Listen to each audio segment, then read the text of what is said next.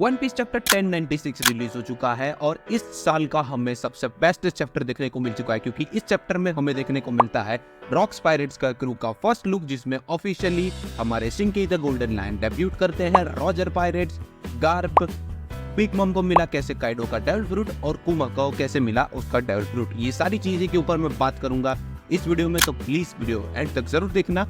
बिना कोई time waste किए चैप्टर की तरफ आगे बढ़ते हैं। चैप्टर की ओपनिंग होती है जहाँ पे एक सेलेस्टियल ड्रैगन अनाउंस कर रहा होता है और वो कहता है यहाँ पे 150 से ज्यादा रेयर रैबिट्स है और 13 सुपर रेयर रैबिट्स है। अब इनको तुम्हें मारने में मिलेंगी इंडिविजुअल 10 की पॉइंट्स और उसी के साथ साथ अगर तुम सिंगल हिट किल करते हो तो तुम्हें मिलेगा बोनस पॉइंट, और इस टूर्नामेंट का जो भी विनर मिलेगा उसको हमारी तरफ से मिलेगा प्रेस्टिजियस गिफ्ट। अगले मंगा पैनल में हमें गॉड नाइट के 4 मेंबर्स देखने को मिलते हैं, जिसमें से गार्लिंग को तो हम सब जानते हैं, बाकी के 3 मेंबर के बारे में कोई इन्फॉर्मेशन नहीं दी है चैप्टर में, लेकिन ये चारों के चारों प्रिपेयर हो रहे हैं टूर्नामेंट के लिए। फिर सीन शिफ्ट होता है जहाँ पे सेलेस्टियल ड्रैगन सिविलियंस को मार रहे हैं, क्योंकि यहाँ पर रैबिट्स का मतलब सिविलियंस को मारना है। फिर सीन शिफ्ट होता है हमारे वाइस एडमिरल कॉन्ग पर, जो गार्प से बात कर रहा होता है, जहाँ पे वो गार्प से रिक्वेस्ट कर रहा होता है कि वो गॉड वैली आ जाए बैकअप के लिए। अब इसमें गार्प मना कर रहा होता है क्योंकि एक तो वो वैकेशन पे आया होता है और दूसरा उसको सेलेस्टियल ड्रैगन्स की कोई पड़ी नहीं है एज यूजुअल। लेकिन जब कॉन्ग कहता है कि ये बड़ा इंसिडेंट है और शायद से यहाँ पे रॉजर भी आ सकता है, तो ये सुन के गार्प इंस्टेंटली आने के लिए तैयार हो जाता है। फिर अगले मांगा पेज में हमें पायरेट आइलैंड का सीन दिखाया जाता है, जहाँ पे कुछ लोग कह रहे होते हैं कि रॉक्स पायरेट यहाँ से निकल चुके हैं और जो अब चीज घटना होने वाली है वो पूरी दुनिया को हिला सकती है। फिर अगले मांगा पैनल में हमें गॉड वैली का सीन दिखाया जाता है, जहाँ पे इवांग के स्पीच दे रहा होता है। इवांग के इस फेस्टिवल की सच्चाई बताते हुए कहता है ये एक मर्डर फेस्टिवल है जो 3 हफ्तों तक चलता है, जहाँ पे सेलेस्टियल ड्रैगन्स यहाँ के सिविलियंस को रैबिट नाम के टैग को दे देंगे और इन सबको जिंदा मार देंगे ताकि वो इस आइसलैंड का रिसोर्सेस क्लेम कर सके। इसलिए हमें इस आइसलैंड से जल्द निकलना पड़ेगा। तभी एक बंदा सवाल पूछता है कि तो फिर उन्होंने ऐसा क्यों कहा कि अगर तुम 3 हफ्ते तक सर्वाइव कर लोगे तो तुम्हें छोड़ दिया जाएगा। तो जिसके जवाब में इवांग के कहता है कि उन्होंने तुमसे झूठ बोला है, क्योंकि उनको चाहिए कि अगर उनके रैबिट्स ने गिव अप कर दिया तो उनको मज़ा नहीं आएगा, लेकिन अगर हम सब लोग जान बचाते हुए भागते रहेंगे तो उनको हमें मारने में ज़्यादा मज़ा आएगा। इसीलिए हमें इस आइसलैंड को जल्द से जल्द निकलना पड़ेगा। तभी वहाँ पे जीनी अपना मास्टर प्लान बताती है इस आइसलैंड से निकलने का, जिसमें वो कहती है इस आइसलैंड में भागने में हमारी मदद करेंगे इस टूर्नामेंट के प्राइस जो है 2 डेविल फ्रूट, एक हमारे fish fruit model name Azure dragon जो किसी भी पर्सन को अलाउ कर सकता है ड्रैगन में कन्वर्ट करने के लिए, दूसरा है पॉप ऑफ फ्रूट जो किसी भी पर्सन को अलाउ करता है दूसरे पर्सन को एज अ बबल ब्लास्ट की तरह कहीं पे भी दूर भेज सके।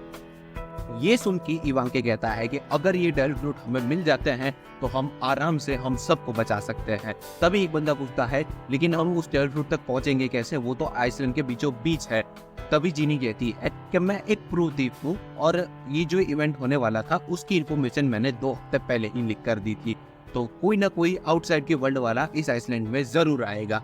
और अब हमें पता चल चुका है कि रॉक्स पायरेट क्यों इस आइसलैंड पर आने वाले हैं। और अगले मंगा पैनल में हमें देखने को मिलता है ईस्ट कोस्ट से रॉक्स पायरेट की एंट्री, जहाँ पे वो लोग ईस्ट कोस्ट के पोर्ट पर ऑफिशियली डॉक करते हैं और हमें देखने को मिलता है रॉक्स पायरेट का क्रू विदाउट रॉक्स ली एक्सबैक, जिसमें है हमारे प्राइम वाइट बियर्ड, उनके कंधे पर है बग्गी कम्स टूसी, उनके साथ है हमारी ग्लोरसिया, फिर आते हैं हमारे शिंकी द गोल्डन लायन, हमारे बिग मम, काइडो और कैप्टन जॉन। खैर बात करते हैं रॉक्स के क्रू पर, तो प्राइम वाइट बियर्ड और स्टूसी के बारे में तो मैं बात नहीं करूंगा क्योंकि वो पहले ही हमें पता चल चुका है। आते हैं ग्लोरसिया। अब तुम ग्लोरसिया को देख के कहोगे कि इसके कपड़े तो बोआ जैसे सिमिलर है। वेल एक्चुअली यस, क्योंकि ये है हमारी कैप्टन ऑफ द कोजो पायरेट्स ग्लोरसिया, और हमें जो अमेजन लिली पे बुट्टी देखने को मिली थी ये उसके प्राइम डेज है। तो तुम समझ सकते हो कि क्यों ऐसे कपड़े हैं, तो इस हिसाब से कह सकते हैं कि ये 2 जनरेशन पहले की पायरेट एम्प्रेस है, हमेशा गिन लो। खैर आगे बढ़ते हैं। आता है हमारा शिंकी द गोल्डन लायन, जिसको हमने देखा था वन पीस एपिसोड 0 और न्यू वर्ल्ड मूवी में। उसी के बाद हम लोग उसको आज देख रहे हैं वन पीस मांगा में ऑफिशियली डेब्यूट करते हुए। और फिर आते हैं हमारे बिग मम और काइडो, जिनके ऊपर बात करने की जरूरत ही क्या है, और एटलास हमारे कैप्टन जॉन, जिनको हमने पहले देखा था थ्रिलर बार्क में। खैर इनके बीच की हमें कन्वर्सेशन दिखाई जाती है, जहाँ पे व्हाइट बीयर्ड के कहने पर से हमें पता चलता है कि रॉक्स भी इस आइसलैंड पे आया था, लेकिन वो कहीं पे उतरते ही निकल चुका है। फिर आगे काइडो से हमें पता चलता है कि रॉजर भी इस आइसलैंड पे आने वाला है, तो तुम समझ जाओ रॉक्स रॉजर से मिलने गया है। दूसरी तरफ बिग मॉम अपना इंटेंशन बताती है कि उसको सारे के सारे डार्क फ्रूट्स चाहिए, और आगे सीन शिफ्ट होता है और दूसरे पोर्ट पर हमें रॉजर पायरेट की एंट्री देखने को मिलती है, जिसमें हमें रॉजर, रेली और स्कॉपन गबार देखने को मिलते हैं। दूसरी तरफ से गार्लिन बिगरलैंड को इन्फॉर्मेशन दी जाती है रॉक्स पायरेट और रॉजर पायरेट्स ने हमला कर दिया है गॉड वैली को, तो वो बिग गॉड नाइट्स को लेके तैयार हो जाता है उससे लड़ने के लिए। अगले मंगा पैनल में हमें देखने को मिलती है एंट्री ऑफ द कार्प, और अब लड़ाई पीक पे जाने वाली है।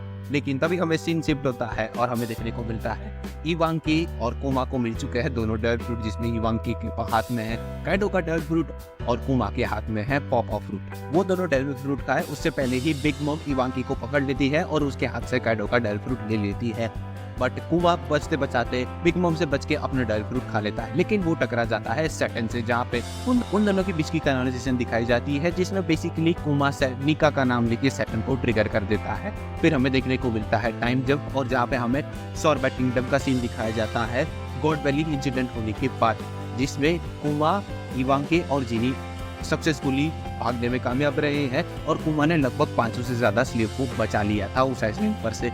और उसके बाद अगले मांगा पैनल में हमें दिखाया जाता है कि इवांकी डिसाइड करता है कि वो अपनी जर्नी खुद से करेगा, तो वो इस आइसलैंड को छोड़ के निकल जाता है अपनी खुद की जर्नी पर। दूसरी तरफ से जिनी डिसाइड करती है कि वो इस आइसलैंड पर कुमा के साथ में रहेगी, तो वो दोनों इस आइसलैंड पर खुशी खुशी रहने देते हैं, और यहाँ पे चैप्टर खत्म होता है। बट कहानी अभी खत्म नहीं हुई है, क्योंकि नेक्स्ट वीक हमें चैप्टर देखने को मिलने वाला है, तो वो वीडियो तुमसे मिस ना हो जाए तो इस चैनल को सब्सक्राइब कर देना। वीडियो अच्छा लगा तो वीडियो को लाइक भी कर देना, और तुम्हें चैप्टर कैसा लगा कमेंट सेक्शन में भी बता देना। मैं मिलता हूँ तुम्हें नेक्स्ट वीडियो में, तब तक के लिए गुड बाय।